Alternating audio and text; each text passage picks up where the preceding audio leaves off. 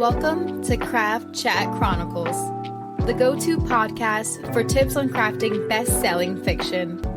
Here at Chat Chronicles, we bring you expert interviews, insights, and tips on writing, publishing, and marketing. For workshops, show notes, and more information, visit jdmyall.com. Welcome to episode 4 of Chat Chronicles. Today we are joined by Tess Sharpe, a New York Times bestselling author, celebrated for her intricate characters and gripping plots. Today, Tess will delve into her writing process, her path through the publishing world, and how her novel, The Girls I've Been, is now being adapted into a Netflix thriller starring Millie Bobby Brown. So how have you been, Tess? I'm doing great. I'm excited that I'm finally concluding this long journey. I'm usually a standalone writer, so writing a sequel is kind of out there for me. Mm-hmm. What was your life like before books? Well, I started writing books when I was 10, so I can't really remember. We actually talk about this, funnily, with in my writers group. Some of us started writing very, very young, and some of us started writing in adulthood. Mm-hmm. I have trouble remembering a time where I didn't have a book in my head because I was a very ambitious homeschooler, and I had a mom who was a copy editor. And so at 10, when I was like, I'm going to write a book for my English project, and to her, she took me seriously. And she edited me like a real editor, which means she tore that work apart. Like all of that preteen work, my juvenilia, just tore it apart, made it bleed red. And I don't know, I think that because she took it seriously, it made me take it seriously. And like, there are times where I sincerely, like, I have trouble thinking, I have trouble understanding what people who don't have books constantly in their heads, what they do, because I don't, like, I was 10 and it just became my entire focus for such a long time, like all time, really. And it's very difficult to remember that time. Kind of like it's the same thing with chronic pain. Weirdly, I started writing around the same time that my chronic pain condition started, and I have trouble remembering what it was like to be healthy as well. And I think that the remembering not being a writer is a little more positive than not being able to remember being healthy. But yeah, like it's been such an integral part of my personality, my identity. And then it became the thing that was my job when I was 24, and I'm 37 now. So it's really been the dominant thing. It's the thing that I do with my brain. You know, it's the thing that my life is very centered around. What do you think you did right that helped you break in? I was stubborn. I came of age at a time where the queer books that I was writing were not what was being published, because we were at the beginning of queer YA. And so I didn't give up. And that was the hardest thing. Because I wrote 6 books over 7 years, and I queried all of those books. And over again, I was getting tons of requests. I was getting full requests. I even, got a few like phone calls where we talk, you talk to the agents and stuff, but it was always like, we love your work. I can't sell this. And I remember after 4 of those books, four kind of queer books like that, because I was not writing coming out narratives at a time where we were only publishing coming out narratives. I was writing the books that I write now, which are just, characters who kind of just happen to be gay and they're going through a lot of other stuff at the same time. And I remember my 5th book was a dystopian. It was my attempt to like be more marketable and more commercial. And it hit at the exact wrong time of the dystopian trend. So once again, I wrote what I viewed at the time as the most marketable book that I had ever written. And over again, I got the same responses. We love your writing, Tess. Please send us something else when you have something. I can't sell this right now. And I was so down. I was just like, this is never going to happen. At like 24, I was like, my life is over. More like 20. Actually, it was more like 22, which is even more crazy. And I remember writing the first page of the book that became my debut, Far From You.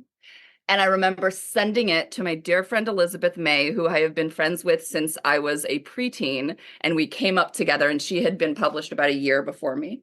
So she already had an agent and a publishing deal at this time. And I sent her this page, and she said, "Tess, drop everything. These are the kind of books you need to be writing." And she pushed me and pushed me and pushed me throughout that process every single time I wanted to give up. Because I really wanted to give up at that point. I was just like, 6 books, 7 years of querying. It's not going to happen, at 23 years old. Like, oh my God, I was so silly. But having that person to push me and to believe in me was so important at a time where my stubbornness started to fade. And hilariously, she did the same thing with my adult debut as well. She's like my little pusher throughout my career. And I really always advise I think that, and Elizabeth actually said this, she says that she believes that the key to longevity in publishing and the publishing industry, which is a really hard industry to exist in, is having that supportive group of friends who understand what's going on, but will also support you through fallow periods and not dump you. And I think that is the most important thing. And the thing that for me has been the most significant thing in my career in being able to sustain and being able to branch out into other things like work for hire. I have an entire work for hire career because a friend introduced me to a packager at a low point in my career. And I try really hard to pay that forward now. If I ever hear about work for hire jobs that I know a friend will be good for, I'm like, get with this editor, I introduce them, all of those things, because I think paying it forward and opening that door that is so hard to get through, especially if you're marginalized, is so important. I love that. What work for hire company were you working with? I can't say because I signed an NDA. It was a ghostwriting job, but it led to my licensing work that I do under Tess Sharpe. I write for Jurassic World, I write for Marvel, I write for DC, and it really led me to a very robust ghostwriting career that I love to this day. I love ghostwriting. I love working with clients. It really satisfies the people pleaser in me. I love sitting down with someone and taking their idea and helping them develop it into something new. It's so much fun, and I've had just extraordinary experiences with incredible creators and celebrities and all sorts of people, just incredible artists. It's been so much fun. I enjoy it so much. I love working with teams a lot. I really like that part of my job. So for writers who are interested in getting into that, what would you suggest for them? So my suggestion is that you really need to have your agent on board. A lot of the access is only through the agents because these licensing and work for hire editors are often working on really, really tight deadlines. They want writers that they know can work with teams that can really produce fast, that they can produce content really well, that they can develop really well. Like sometimes I'm given, a 1-sentence pitch, like write a book about sisters in the holidays. Or write a series about sisters on the holidays. Sometimes I'm given, a 16-page treatment. Sometimes I'm given a script, a movie script, and I'm asked to turn it into a book, And so being really flexible, being a personable person, and also just consistently auditioning over and over and over again, I think is really key. I will say that I audition for probably 6 to 8 things a year. I get maybe 1 or 2 of them, Sometimes I'm offered jobs because I have an established career now in this, but auditioning, even if you don't get your first few jobs, don't be discouraged. We all audition, and every single time I audition for something and I don't get it, and then I see who did get it, I go, oh my God, I totally understand why I didn't get it, because you're like, that author had a better take and that take was so different than mine. I understand that is what they were looking for. They weren't looking for what I was pitching them. If you're really good at pitching, I really advise getting good at pitching, which is basically getting good at querying, condensing your book into the who, the what, the how, the obstacles, and getting really good at developing and just really being consistent with your agent. There are some agents I feel like who are not really into the work for hire game. A lot of it is flat fee work. It is often, less money than, an original book deal. But I would say that as a full-time writer, as the breadwinner, as someone who comes from generational poverty and who makes her money purely with writing. I don't teach, I don't edit because I'm not good at those things. I'm like just not good at them at all. That like work for hire work has been like the key financial stopgap for me. And it's just opened up so many opportunities, and it has made me such a better writer. It made me a better screenwriter as well, because I got, especially when I worked on the illustrated books for Jurassic World in DC, working with Dennis Shealy, who was my editor of those books. He taught me basically how to write to art, how to create to art, create those moments that those artists will love to portray. And that for me introduced a visual element to my work that went on to influence a book that I am actually waiting to hear if it has been bought today. A YA book that has art, that has an entire point of view that's in storyboard and art and collage. And it's also made me as a screenwriter, made me think more visually in a way. And it opened me up in a way that I genuinely didn't expect. Like I didn't think, oh, writing this amazing middle grade about dinosaurs, invading America is like, it's going to be super fun for me because I love Jurassic World and dinosaurs. But I didn't realize on a craft level how much it was going to deepen me, because it challenged me in a way that I had never approached anything before. Because I had to sit there and think, how do I create these cinematic moments that our artist Chloe Dominique will want to draw and that our readers will love to see, and it taught me so much. It's every single time I do a work for hire book, it just teaches me something. And I love it also because I get to write sci-fi in a world where I don't write original sci-fi, because I get caught in the weeds of the world building, and then it takes me 7 years to write.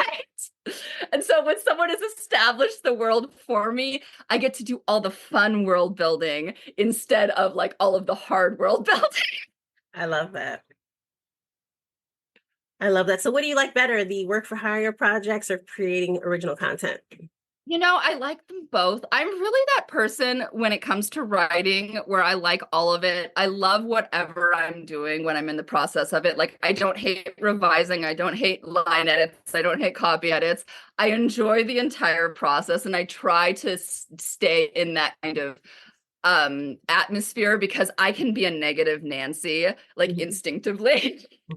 And I try really hard to combat that with writing. I love my original work because, it's mine. You get to kind of be queen of the book, and I love working with my editors that I have longtime relationships with, who know me really, really well. I love to fiddle around with structure, and I love to, murder people fictionally because, that's fun. But there is something so joyful about working with a team of people who are just so into the same fandom as you are. And there's something so amazing. What I love about licensed books for kids and for adults is like these kind of bridge books for reluctant readers, because they're like, they know the world. They're intrigued. And if they're part of the fandom, they're like, oh, I'm going to pick this up. I have so many people who tell me that my Jurassic World books are the first books that they have read in a really long time. And I think that is such an honor. And I think that being able to create something that maybe gets someone back into reading and dipping their toes back into it, which can be a scary thing, especially in our day and age where attention spans are so much shorter. I can feel my own attention span just like not be as good as it was in my youth, so to speak.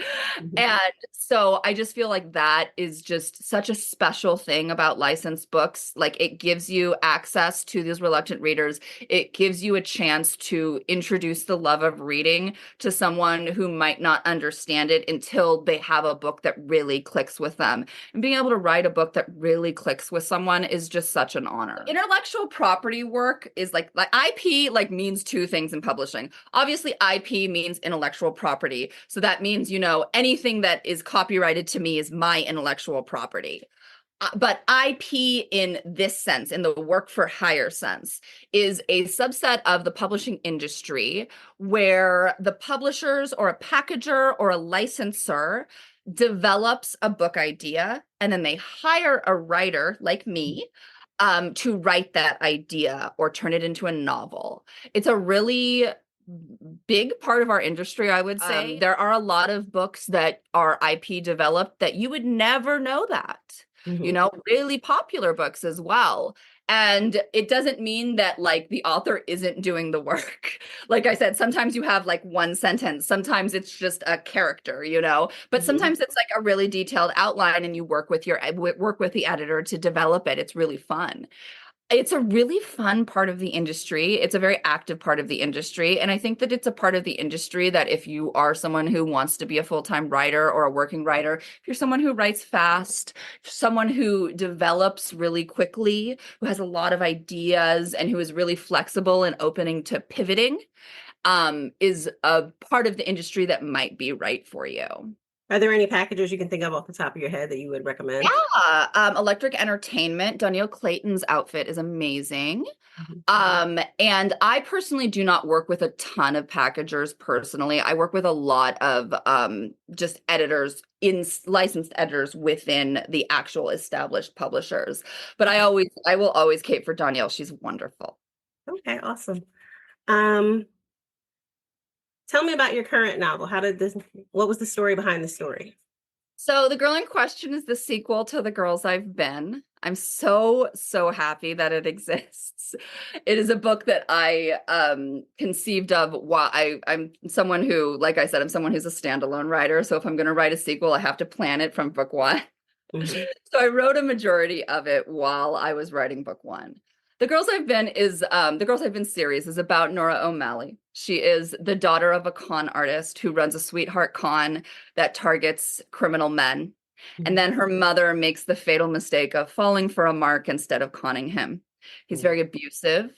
And that living situation at 12 years old, my main character, Nora, she decides to con her mother and get out of the abusive situation that she is in, with the aid of her older sister.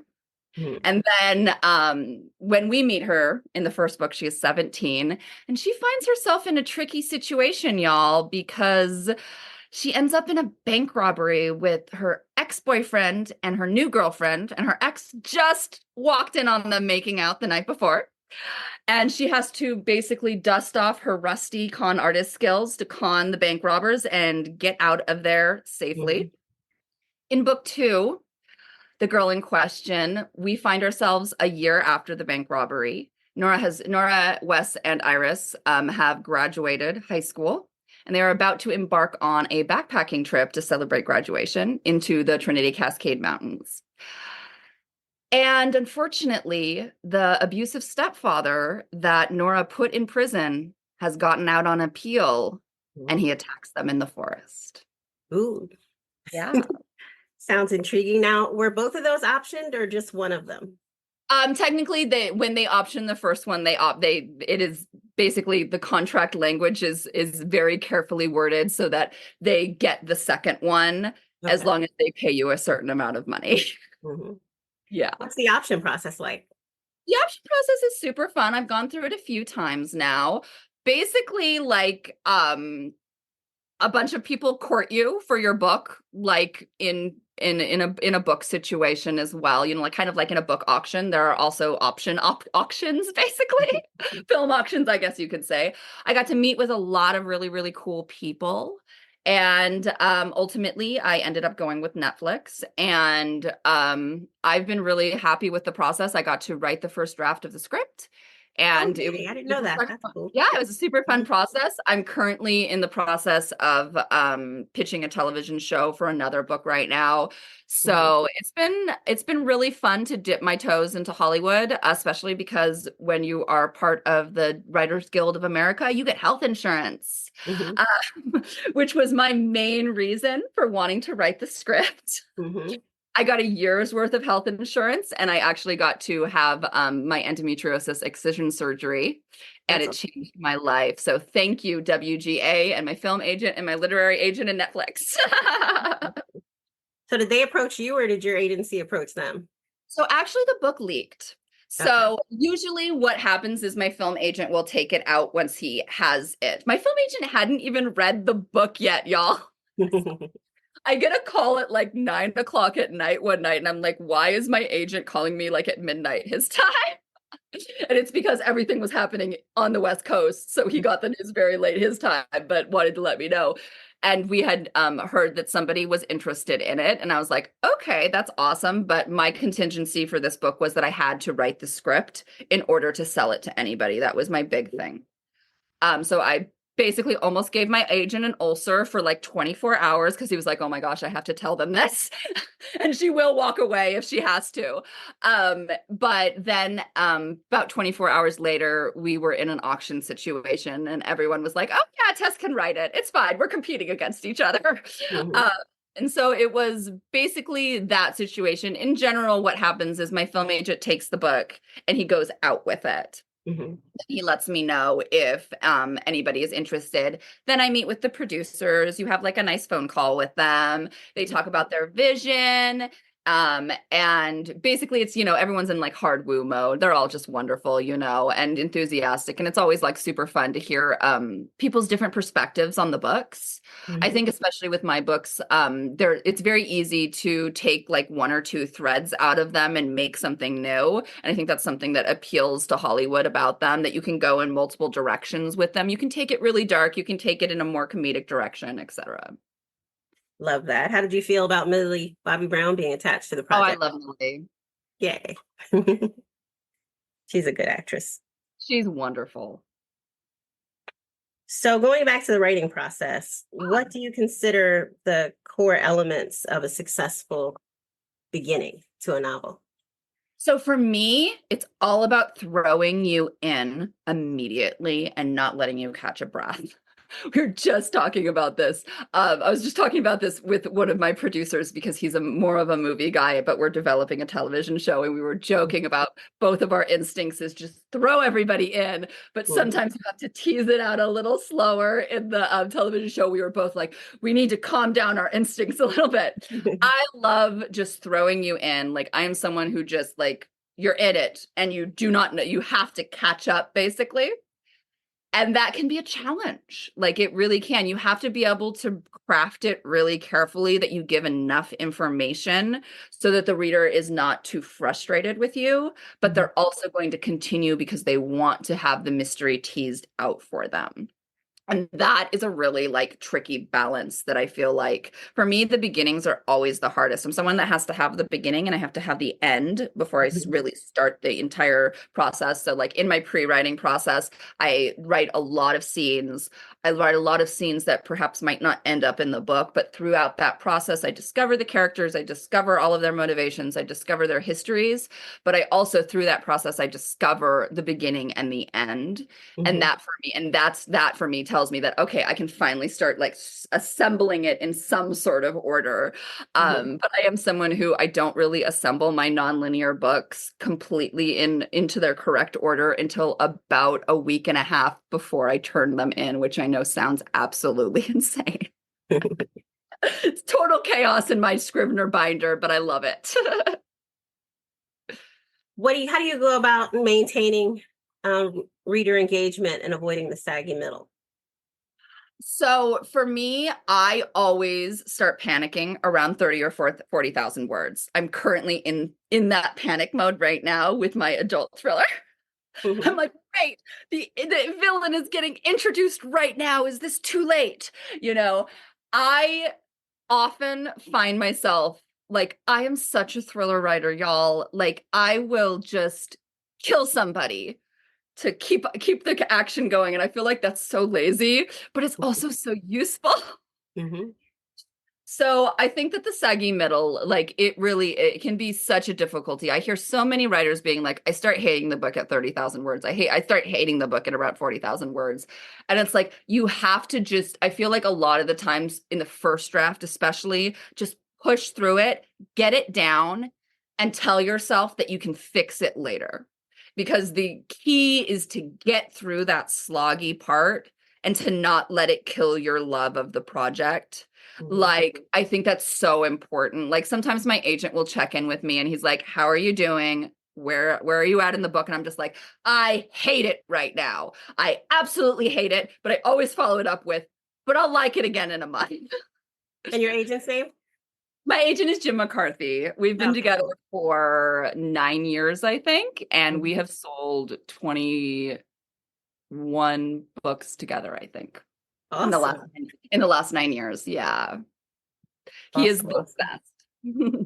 And how do you close a novel successfully?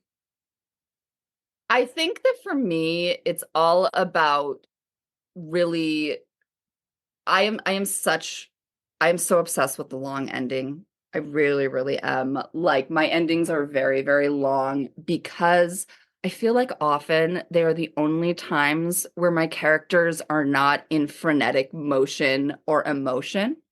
And when we're finally winding it down, I'm like, okay, I'm going to give the readers this kind of breather. And then you kind of get that punch at the very, very end. And for me, that's really what I aim for.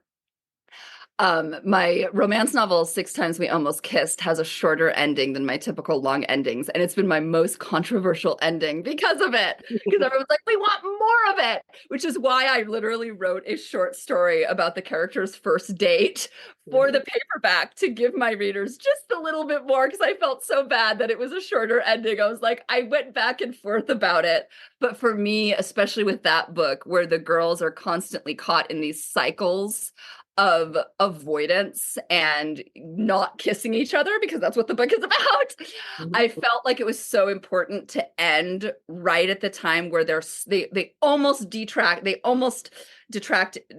from their goal once again right near the end of the book. And I felt it was so important to close it right at the end of them finally breaking this cycle that they have found themselves caught into. And I felt that that was a very satisfactory ending. But I also understand what my readers are saying because as a romance novel reader, I want as much kissing as possible. So I think that striking that balance between needs and wants can be really difficult. Sometimes you hit, sometimes you miss. But I think that at the end of the day, if your readers are, like holding the book against their heart at the end, that's what you want. Awesome. So with a romance novel, what elements do you think are essential to a good romance? A happily ever after. For me, that is like the promise of romance, and that is the brilliance of romance, and that is the challenge of romance as a writer. I go back to romance every single time when I'm feeling like I need a challenge, like I need to hone my writing, like I need to learn something about my work. I need to I really need to like hone myself like a little writer blade, basically. And that's why I go back to romance probably every other year. I write a romance novel about every other year. I don't publish them all as Tess Sharpe, but I do publish them, but I don't publish them always as Tess Sharpe. And it's something that for me, what I find so challenging about it is that the reader knows the end result. They know that the couple is going to be happy at the end. So when the reader already knows the end of the book, it's about the journey and it's about hitting those tropes that they love in a new way, in a fresh way, in a unique way, or in a way that's so beloved that and that you do it so well that you're like, oh my God, this is the best only one bed scene I've ever read, For me, I find there is an immense amount of safety and comfort in the promise of the happily ever after in romance. I discovered romance in my preteen years when my grandmother was diagnosed with Alzheimer's. And for me, the promise of romance and that promise of that happily ever after was so important in a time where I was starting to realize that, death was inevitable. And it was like, the first experience of someone, really losing themselves, which is a really hard process to go through at any time, but especially if you're young and it's such a beloved figure in your life. And I found that romance novels and their inherent positivity at the end, this inherent promise of happiness and this inherent promise that love triumphs over everything.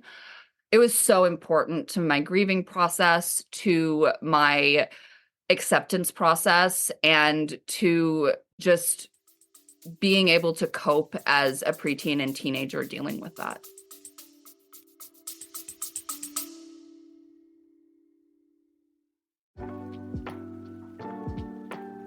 Hey, JD Mile here. Thanks for supporting the show. Today's episode was brought to you by my debut novel, Heart's Gambit, coming to bookstores in February of 2026. 2 time-traveling Black families, 1 cursed magical tool, and the pair of star-crossed lovers who just might break the cycle if they don't break each other first. If you like the love and time travel of Outlander mixed with the magic of the Night Circus, don't worry, Heart's Gambit is coming soon. In the meantime, please support today's guest by running out and buying their book. Thanks for supporting the show. Now, let's get chatty as Craft Chat Chronicles continues.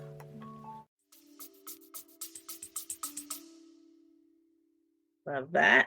So back to your agent, Jim. How did you guys connect? Was it the traditional slush pile means or? No, so Jim is my second agent. So Jim and I connected because of client referrals. My second time querying, my first time querying, I had about 18 agents that I wanted to work with.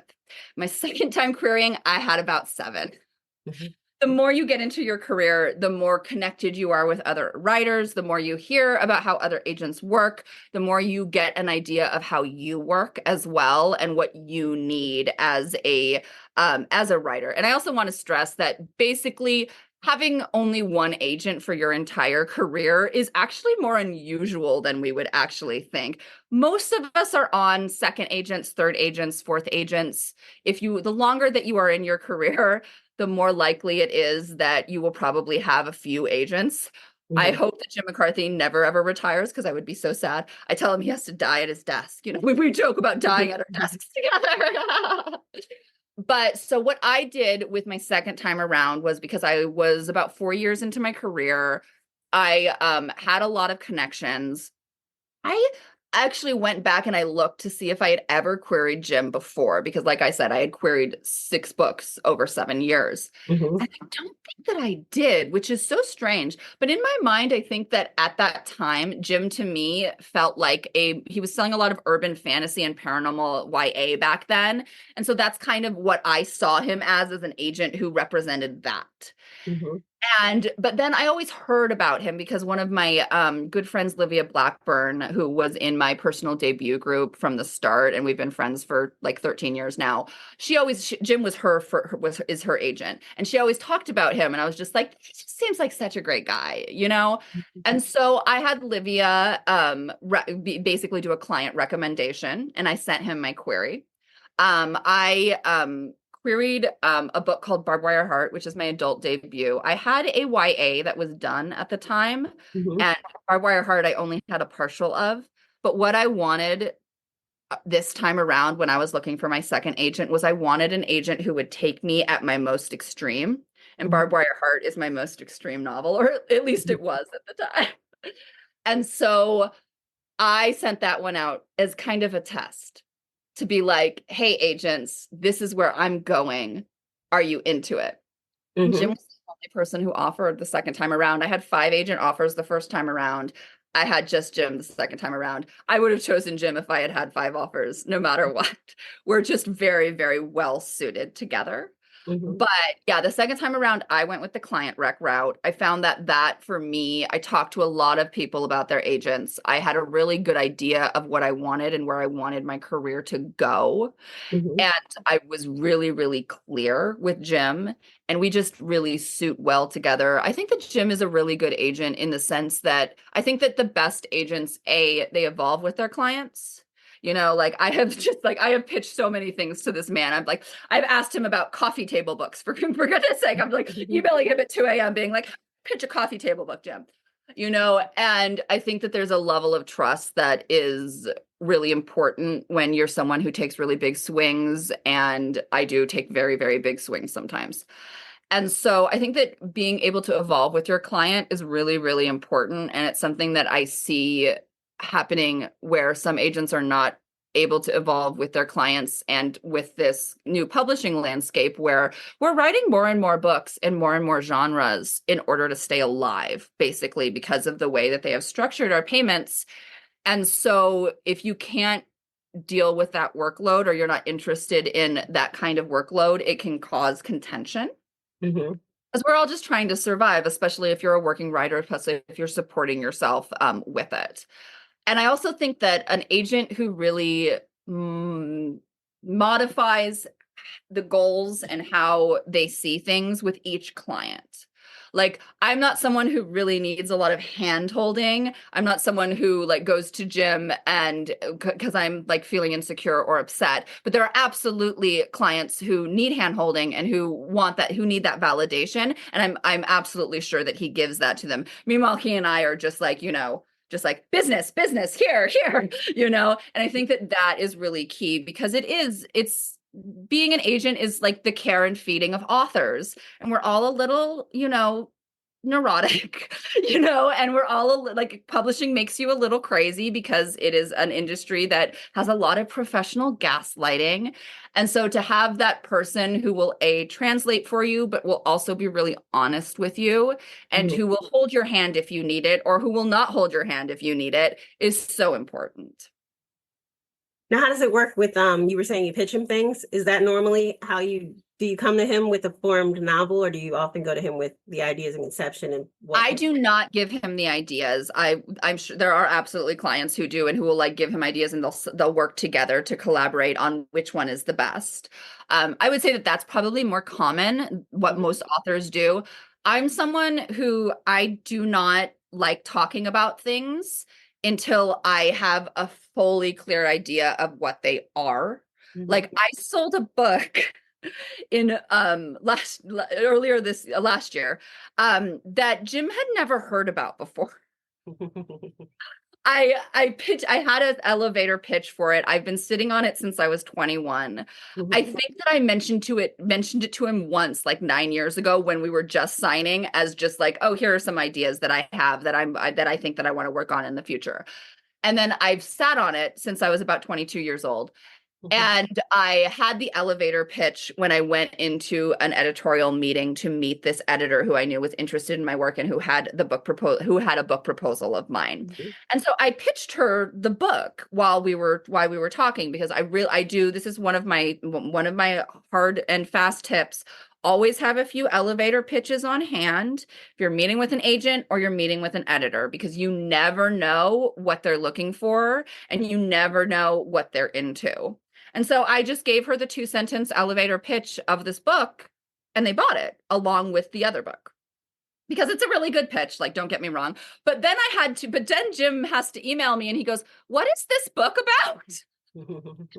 Which was so funny, But yeah, I'm someone that like basically I will give him a warning about when a proposal is coming. About like 2 or 3 weeks beforehand. I'll be like, I have something coming down in the pipeline. It's this. I'll give him like the comps or something. And then I give him the full proposal, which is a pitch, a synopsis that's about 5,000 to 15,000 words. I write really long synopsises. Don't think that you have to write long synopsises, y'all. And then I write up to for the sample pages. I try to craft my proposals really, really carefully. I've sold almost everything on proposals since 2018, I want to say. It's not my favorite way of selling books, but for money wise, it's the way you have to go, usually, if you're actually working full time as a writer. And then my proposal pages usually end up being the first 20,000 words. I'm someone that really likes to take the proposal up to either the first cliffhanger or the first big revelation so that the editor is left either thinking, oh my God, I need more, or thinking, oh my God, Tess just pulled that thing off. That's so impressive. So basically giving them an incentive to really want to continue in the world and want to continue with the characters. And the only way they can do that is if they buy the book. Love that. Love that. So what was your biggest learning experience in publishing so far? Oh gosh, I think that I went into it, like I was very, very fortunate. I got a big deal with my first book. I got a 6-figure deal with my first book, and it was more money than I had ever seen in my life coming from generational poverty. And so for me, I think that I had this really naive idea that I was just going to write a book a year and I was going to get paid the exact same each time. And then my editor left between my book deals. And she went to a different publisher because she's amazing and she got poached, that's how it goes. And it took my publisher 8 months to find a replacement. And I just couldn't do anything for those 8 months. And for me, I had signed a no compete clause that was very broad because I told myself, oh, I'll just do a book a year and I'll be out of the no compete clause and it'll be fine. That was naive of me.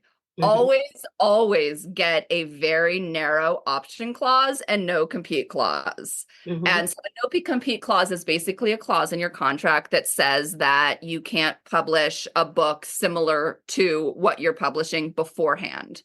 But it can be really broad. So my compete clause at the time basically said that I could not publish YA anywhere else until this deal was done. And I thought at the time, oh, it'll just be 2 years. It'll be fine. That is not how it worked out. And in a way, it was really, really good because it forced me into work for hire. It forced me into ghostwriting. It forced me into indie publishing. It forced me to completely get out of my comfort zone because until this, I told myself that I was just a kidlit writer, that I did not write adult, that I didn't write anything but teenagers. That's not true anymore. I've diversified because that's the only way you can survive. But I very, very firmly thought of myself as a kidlit writer until I was basically forced to think about if I wanted to survive as a writer. And that is my main goal always, is to survive as a writer. This is why I've branched into indies. This is why I've branched into screenwriting, because I'm someone who loves writing no matter what we're doing, basically. And I've tried to really hold on to that because then I'm having fun no matter what I'm doing. I'm not like writing a screenplay and thinking, oh, I wish I could be writing a novel, or I'm not writing a novel and thinking I could be writing a screenplay. And so that is what I've really tried to hold on to, so that whatever I'm doing, I'm having fun, I'm enjoying it. And I'm just so, I am incredibly fortunate and lucky, I have another path in my life where, I have 6 children and I'm in a trailer park. And so I'm really, really fortunate. And I try really, really hard to hold on to that, to hold on to the fact that no matter how hard writing is, it's not as hard as cleaning rich ladies' toilets, which is what I used to do, or working the line on Sunday at the diner, And so I try really, really hard to hold on to that because I think that at this point now, I have written longer than I have baked or cleaned houses, which is a really wild thing to say and an amazing thing to be able to say. But I try really hard to hold on to the fact that in another life, I would have a very, very different life. And I'm very, very, very lucky. Because it's a hard industry. It's a demoralizing industry. It's an industry full of an immense amount of white privilege, which is incredibly frustrating. Because it denies authors of color really important opportunities, and it's unfair, and it's just, it's bullshit. And so trying to navigate that, trying to keep doors open, and also trying to use my white privilege to help others is really, really important to me. Love that. What do you think writing has taught you? Oh my gosh. The thing that writing has taught me the most as someone who was raised without religion is faith. I had this amazing experience in this African religion and spirituality class in my college years. I think I was a freshman. I took this great class, amazing professor. And I remember him going around the room and basically we were talking about faith and talking about what we had faith in. And I remember him getting to me and me saying, well, I'm an atheist, so I don't have faith in anything. And he's like, you've got to have faith in some things. And I had never had anyone frame faith to me as anything but religious. And it was mind-blowing to me. It was like one of those moments where my head was exploding because he kept pressing me. He's like, you've got to have faith in things. And I finally blurted out, well, I have faith in writing. And it was this kind of lightning bolt moment because every single time you're in the depths of a book, no matter how many books you've written, I've written over 70 novels at this point. there's always this moment where you're like, do I know how to book? Like, you're like, do I actually know how to do this? Is this actually going to unravel the way that I want? Or is this plot point that I haven't figured out gonna unravel while I write it? Is it gonna figure itself out?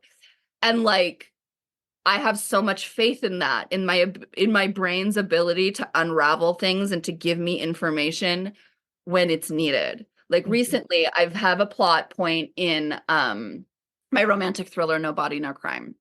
And there's a plot point that I where that it causes a accident, and I couldn't figure out if it was an accident or if someone was behind it. And I was asking myself, well, if someone is behind it, then like who did it?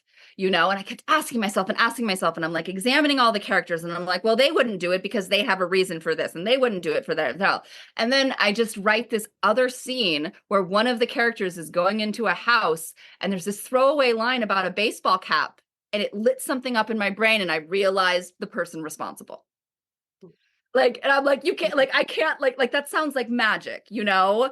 Like, it sounds silly. Like, a hat should not, like, trigger something in your brain and just unlock it. But I find that that is often, at least how my brain works. Like, it's always there. It's there, but it's not there until it is, until you walk into it, until you write your way into it, basically. And I say this as someone who is a really, really like dedicated planner, but there's always an element or two that I don't know that ends up becoming really, really important to the plot that I discover in the process of writing. I love that.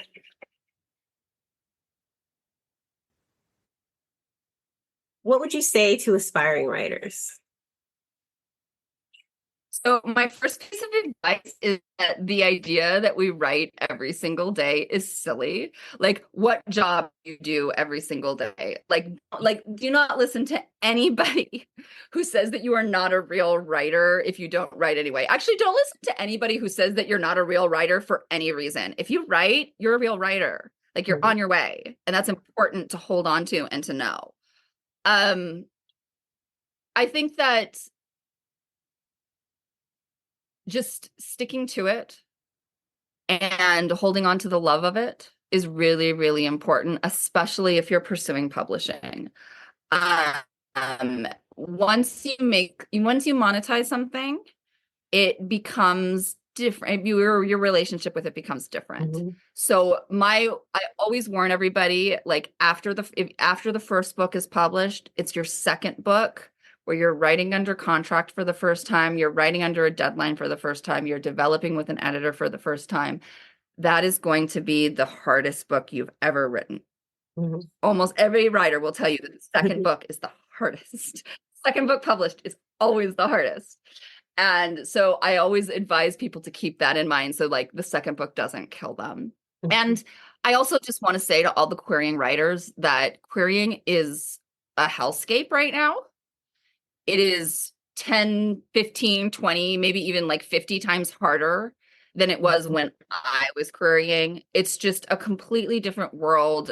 The winnowing down of staff on so many sides of publishing has made the submission pool so much smaller, on top of agents, clients writing more because we're all trying to survive already. So I want the querying writers to know that it's not them, it's the industry. Because I see so much discouragement, and I understand it completely, because it's a completely different querying world than when I was querying. So much of the advice that people give is not applicable now. Like, the wait times are not applicable anymore. Like, in my day, if you didn't get like 20% of your queries got requests, we would be told that you're failing. You know, your query is not working. Nowadays, I would never, ever apply any kind of number for you to judge that way, because agents are completely overwhelmed with their slush piles, because it is, not their clients are their priority, obviously. And the slush gets, done when they can. And it's a hot mess out there. And I want them to know that it's not them. It's not their writing. They are savvy writers, that it is the industry, and we're in a big adjustment phase, and going to be interesting to see what happens. What would you say to the debut class? Only do social media if you love it and that it feels good. Okay. In the general sense, your book's fate has been decided, unfortunately. Like it's just the truth. Your book's fate has been decided for a long time. Not a lot of things can happen to move the needle the way that your publisher can. But I would also say that in a lot of, like, the debut feels like the most important. It always will in a lot of ways. But like, I hit the New York Times bestseller list after 17 books. That's awesome. Still an awesome achievement, regardless. Yeah, exactly. But like, it's not a sprint. It's a marathon. And if you start out sprinting, you're going to burn out. And we don't want any of you to burn out because we need your voices. And we want you to be cared for and supported and not burn out, because it's just really hard to burn out. It's just like not fun. As someone who is battling burnout right now, not fun, y'all. And so like, I see a lot of social media pressure these days. And like, if you love it, if it like gives you a charge, absolutely keep doing it. But know that it's not the end all and be all. There's so much hidden marketing stuff that happens in publishing that we never see, that you don't know about unless it happens to you. Like, I did not know about Barnes and Noble's hot book, hot coffee feature until my book was selected for it. And then it ended up on the New York Times bestseller list, you know, because I was able to be given this retail placement that was very prominent. And I didn't know about that. My agent didn't know about it either. We were like, oh my God, this feature is amazing.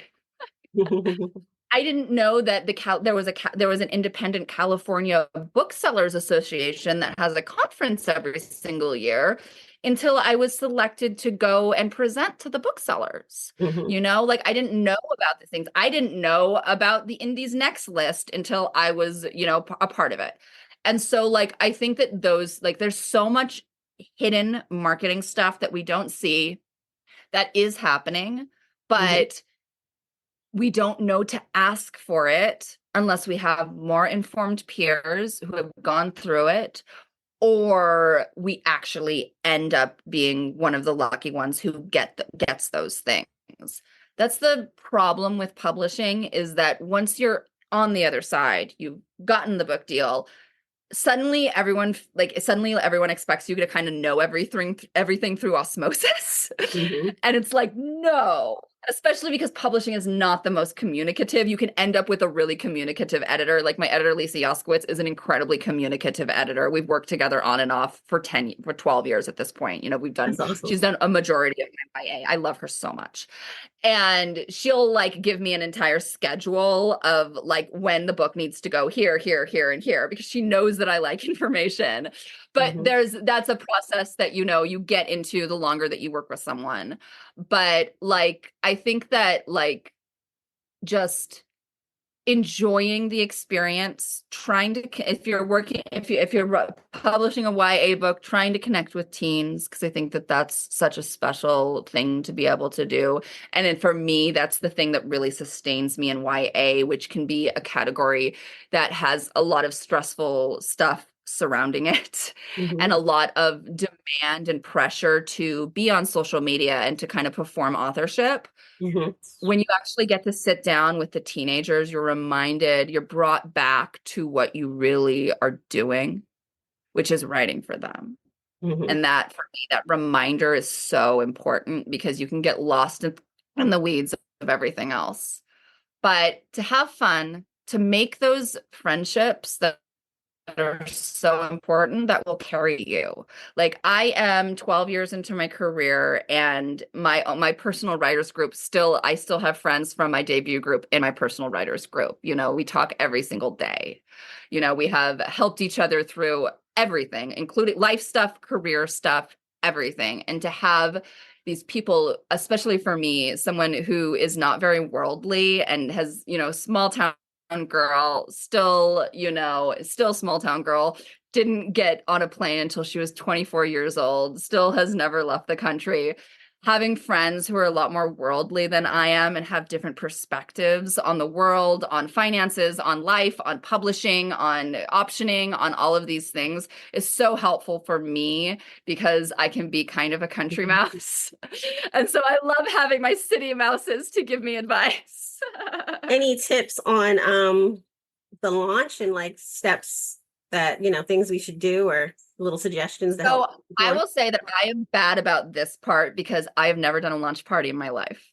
Okay. I don't do a lot of in-person stuff. I never have, which makes me a little unusual. But the thing that I would say is to expect about a week after release, Mm-hmm. you kind of get blue because everybody moves on. And then you're kind of like, you come down from the adrenaline. And we call it post-release depression. It happens basically with every book. It will get better though. It will get better the more that you write, the more that you publish. But like expect to have like kind of that adrenaline drop. And like I always advise people to like either plan a trip, like a little day trip, plan to like just disconnect for a day or two, do a spa day, go get a massage, go for a walk with your partner or your kids. Do something where you're completely disconnected from the phone for a day or so, but also like treat yourself because you've done something extraordinary. Getting through the publishing doors statistically is more competitive than competitive sports, like professional sports. We are more competitive than technically like Major League Baseball and like the NBA and the NFL, if you actually break it down statistically. So what you have done is extraordinary already. It's incredibly extraordinary. You've published a book. Like that's incredible. And it's going to affect people throughout the years who read it. Like you have contributed to the world and to art and to culture, and that is an extraordinary thing. And it is a book, and you have created something that could possibly change people's lives, which I will say is the best feeling in the world. I recently got an email from a reader who discovered what endometriosis was because of my book and got diagnosed because of it. That's and like awesome. I can't tell you, I cried. I cried so hard because for me, I had never heard the word endometriosis until I was 17 years old. No, I was 16 years old. And I had a doctor be like, you probably have endometriosis, but I don't want to do a surgery on a 16-year-old, so just deal with it. And like, I was like, okay, but I had never, like, at that point, I had had years of pain and problems and so many doctors, but no one had said the word to me, even though it's the most common disease when it comes to menstrual pain. And so it was so important to me to write an author's note at the end of The Girls I've Been, because my character Iris has endometriosis and she's on her period throughout in the first book during the bank situation. She's poor girl is so stressed out. And so I wrote a little author's note at the end, and I remember going back and forth with my editor at the time. She's like, is this necessary? And I'm like, yes, it's necessary. And I feel very honored that I can be part of someone's discovery journey in that way. And so you really you can change people's lives. Like my life, I'm still alive because I read Laurie Halse Anderson's book Speak when I was 15. Like I am still here because of that, because that book gave me a light at the end of the tunnel. And I am so grateful to Laurie. She has saved so many people, and it's such an extraordinary book. I love that. What would you like to say in closing? Any thoughts you want to leave? I just want to give all of the querying writers I want to give you all a big hug and just let you know sincerely, it is not you. The industry right now is a mess. It's also not the agent's fault either. They're completely overwhelmed and understaffed. The editors are overwhelmed and understaffed as well. Publishing really needs project managers.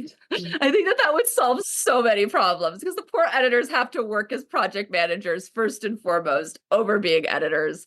It doesn't seem like the most logical way to run things. Very true, very true.